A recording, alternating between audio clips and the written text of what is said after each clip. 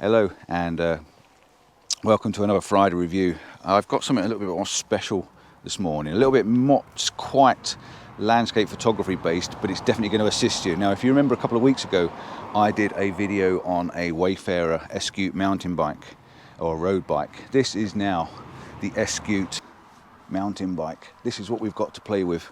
As you can see, I've already had it out. There's a little bit of dirt on it.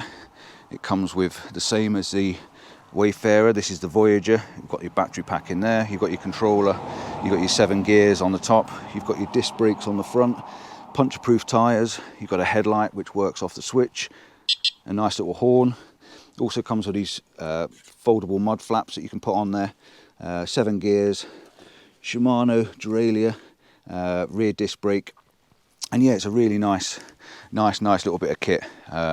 Should give us a range of about 40 miles. Had it out yesterday. I did 20 miles on it, and it was down to the last 2 bars. So yeah, I had it on power assist 3, 4 and 5, so should be a bit interesting. But today it's going to be a bit different. I want to take it into give it a bit of a test, so I'm taking it up there. We're going up onto the top of Derwent Edge, and it'd be interesting to see what it's like off-road. Now, I'm not an off-road rider by any imagination, not at all, but I do want to give it a ride off-road and see what it's like. Put my helmet on, get my gear on, take it up there, take a few pictures of it, and I'll tell you what I think of it on the way up. Well, first impressions, getting up the first little bit.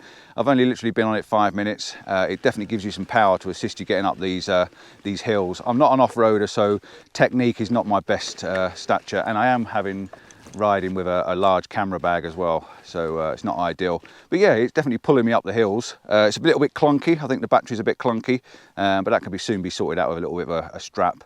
I'm going to head on up, and the path gets a little bit easier from here, but enjoyable. So we'll see you on the way up somewhere, and then I'll talk a little bit more about the bike.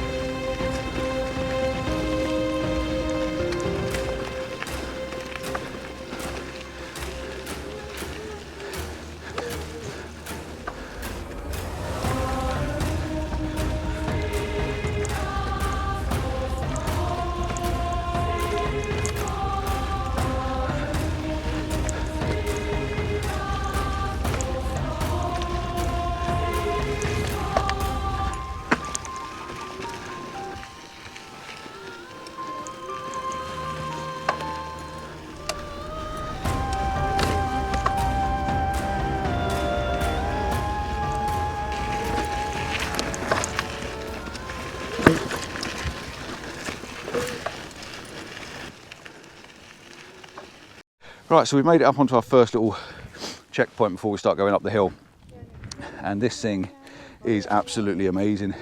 Darren's panting his little breath off on his bike because he's got a normal bike, but this Voyager is absolutely fantastic. Really is great. I've got it in level 3, 2nd gear, and it's just pulling me up the hill with great ease. And as you can see, we're quite a way up at the moment. That's Ladybird down on the bottom there, even though there's not a lot of water in it. But yeah, this really is quite good fun, to be honest. Isn't it, Darren? It is, yeah. No, he said it's not. Yeah. I'm going to let him have a go now and see what he thinks. He's just taking it down for a bit of a run, just to have a go, because he's not been on an electric bike before, so I thought I'd let him have a bit of a go of it. And he's literally got on it and go, oh my God, it's just taken off. I said, yeah, it really does. You have to pedal. The only downside is if you're going to do off-road like this and you come up to some of the ruts and some of the like higher, bigger stones, you have to stop pedaling to make sure your pedals don't hit the rocks. And the only thing with it is it will take the assistance off then, so you've then got to get pedaling to get your assistance going. It does come with a throttle. You can probably attach the throttle for this off-road use, but the throttles aren't, I don't think they're legal in Great Britain. He's doing a bit of bunny hopping here. Look at him, watch him. He's a bit of a poser. He's flying along.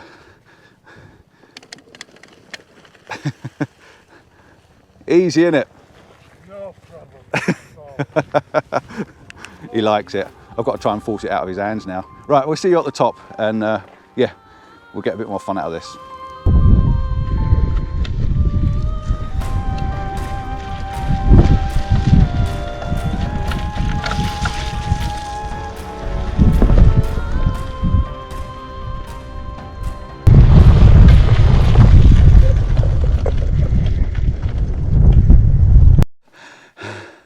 I found its limit. It doesn't want to come up this bit, just here. This is steep. You can see in front of me.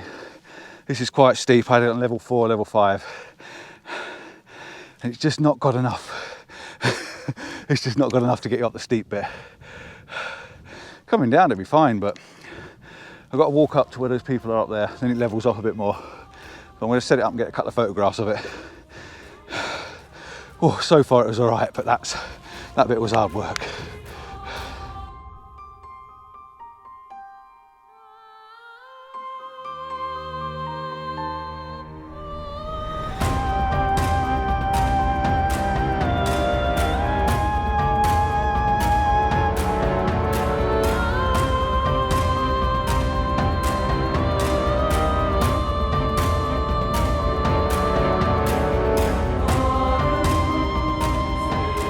To speak a little bit about the bike, I've just had a ride up, come over some big ruts and bumps, and it seemed to handle it quite well. So like I say, I've been repeating myself all the way through this video that I'm not an off-road rider really. I do enjoy a bit of adrenaline, but that's not what I do.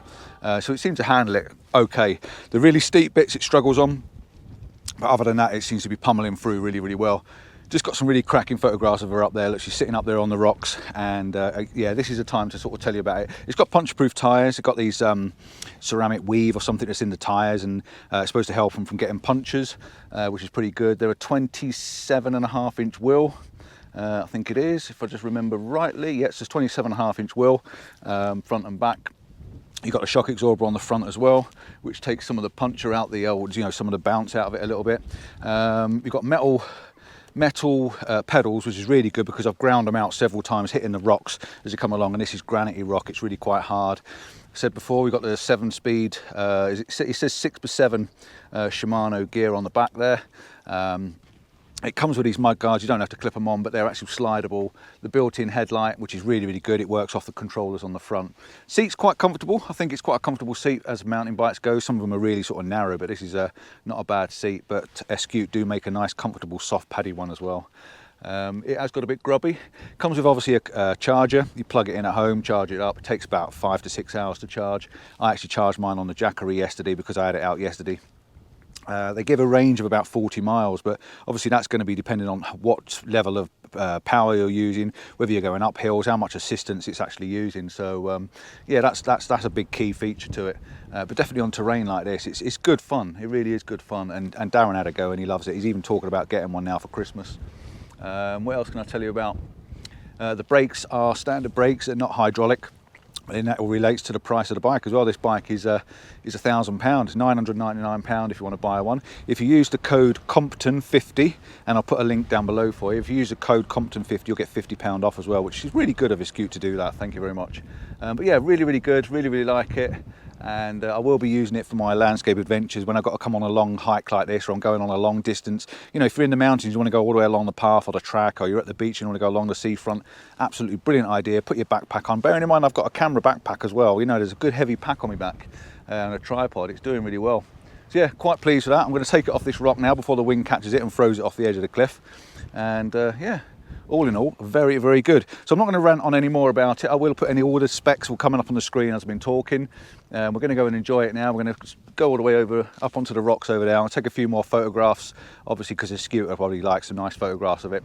It is a bit muddy and grubby, but what are mountain bikes for if they're not to get muddy? So yeah, thanks for watching. Don't forget to like and subscribe. I do normal landscape videos on a Wednesday and a Sunday. And if there's anything you want to know about it that you can't find in the description, give us a shout, drop us a comment, and I'll ask them for you and get back to you as soon as I can.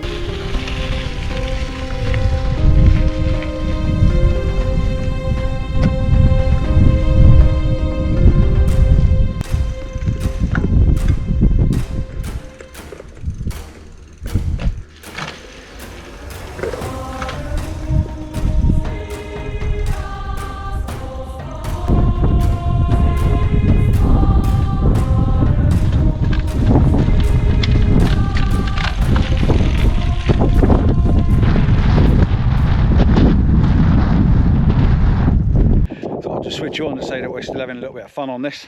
And we just come through a little rocky patch, and it's quite rough and bumpy and rugged and stuff like that, and it seemed to handle the punishment quite well. It does rattle a little bit, but you'd expect it from any bike, I think, a bit of a rattle, the way it's bouncing and crunching over the rocks. So yeah, it's doing all right. It's doing all right. So we've made it to where we wanted to come to, the location. We wanted to get this bike up in the air, up in the mountains, up in the hillside. Well, we're definitely up in the hillside. If you can see behind me now, there's not a lot around me. Battery is running quite low, but it's been on pretty much full power trying to get me up here, so I expect it to be sort of using the power quite a lot. But yeah, all in all, it's been a good ride. It's been good fun. I'm really looking forward to going down. I'm going to properly end this on a B-roll trip going back down. I'm going to clip my camera onto my coat, onto my jacket, go down with the camera on. You can see the sort of stuff that we're going to head back through. I'm going to try not to fall off, try not to break it if I can help it. But yeah, all in all, really pleased. Get yourself out and buy one, that's all I can say.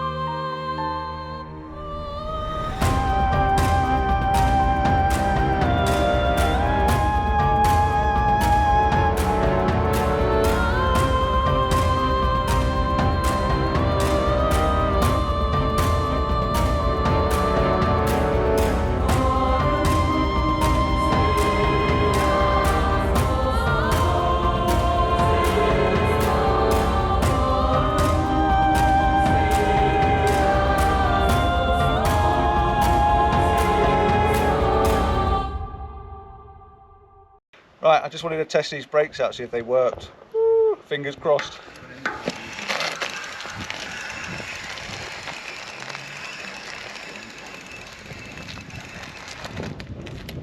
No problem.